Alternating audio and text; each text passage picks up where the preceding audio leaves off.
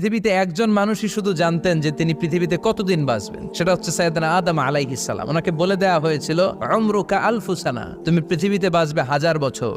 কয় বছর? সাইয়েদনা আদমের সামনে অনেকগুলো রূহ রাখা হলো। সাইয়েদনা আদম বললেন, এরা কারা? আল্লাহ বললেন, এরা হচ্ছে নাসালুক, তোমার বংশধর, পৃথিবীতে তোমার পর এরা পৃথিবীতে আসবে। সাইয়েদনা আদম বললেন, আল্লাহ ওই যে একটা রূহ দেখা যায়, এটার নাম কি? আল্লাহ বললেন, হাদা ইবনুকা দাউদ, এটা তোমার ছেলে দাউদ, সে দুনিয়াতে নবী হয়ে আসবে, তার ছেলে সুলাইমানও নবী হয়ে আসবে।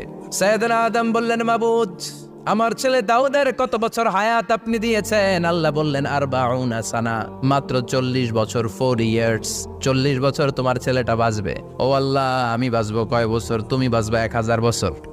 সুবহানাল্লাহ।